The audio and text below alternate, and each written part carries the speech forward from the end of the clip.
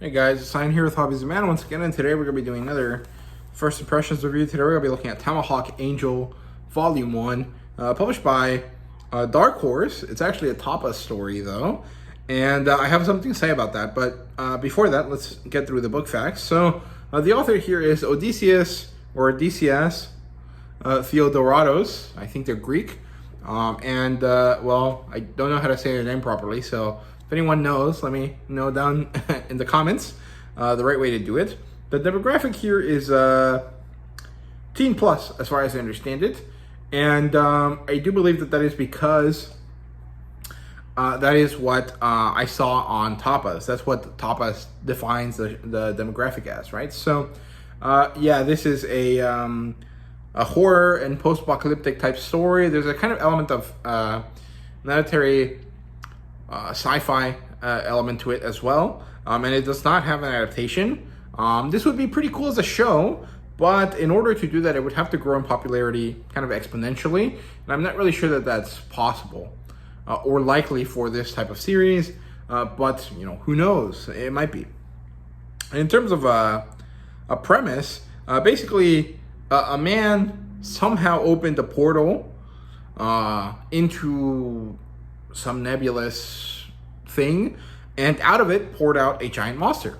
This giant monster is called Mother, I think, and it basically creates monsters constantly, well, the world is fucked.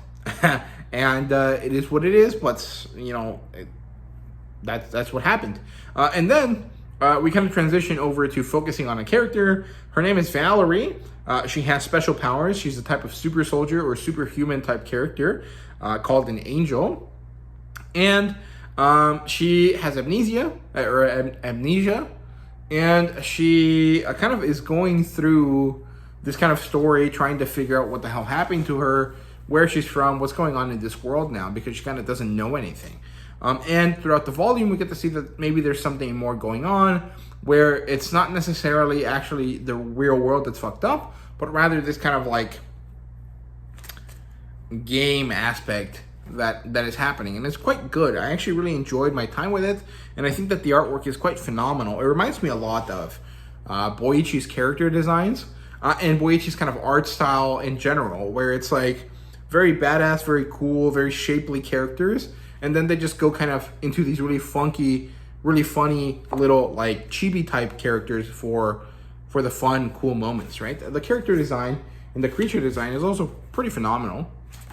I quite like it, but what I wanted to say about the thing that this is from tapas is that you kind of lose a bit of what makes this kind of story interesting in terms of art style when you read this physically instead of digitally, because when you read the tapas version, which is, you know, up and down scrolling instead of side scrolling, right?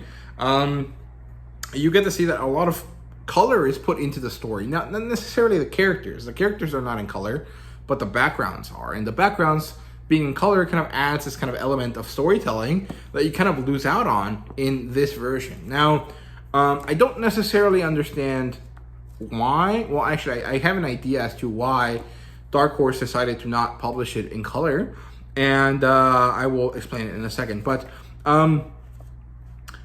you know, like in general, this is quite good. I really like it. I think it's great, and I think it might be interesting to read it, you know, on both versions. I just won't bother to do that because I don't like how tapas and other webtoon type systems work, so I'm not going to bother doing that. But if you're someone that does like them, I think it might be pretty interesting to check out that way, right? But I don't know. I just think it's interesting, and I think it's an odd choice from Dark Horse's part, because they could have really properly released this. Look at that artwork. It looks phenomenal. As a normal comic book, they could have made it a big volume. It would have only cost a few more dollars from their perspective to print, I think. And from our perspective, it would have been also just a few more dollars to get a full edition, right? Because usually proper trade paperback size books are, you know, 20-something dollars, and this is already $15, right? I mean, it's quite a thick book, so it might actually end up being like a $30 trade paperback, but it would be in color, or mostly in color, right? And I think there's a reason why they didn't do that, and also there's a reason why they chose not to do it in color, right? And this is all purely speculation, so I could be immensely wrong about this, but I think that the author actually wanted this to be in this edition because this author seems like someone that wants to make manga, and just happens to not be Japanese, right? At least I don't think they are, and that's because they want to be called the mangaka, as in like the bio of this story on tapas says created by mangaka Odio Theo or something, and also because from the perspective of Dark Horse, selling this as a graphic novel, as a trade paperback, and then not having the characters in color might put off people that are trying to read this as a comic book. But removing the color and selling it as a manga will not put off the people that are reading only manga, right? So I think that it was kind of like a trade-off, right? They were like, okay, we can make it bigger and have it in color, but we're probably going to sell less of it that way than if we sold it this way, and so they chose to sell it this way.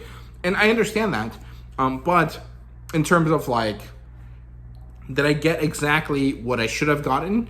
I don't think that that's the case, right? I think that there's elements missing to the story that were available in the original that I would really like to have, but for whatever reason, it's not possible, right?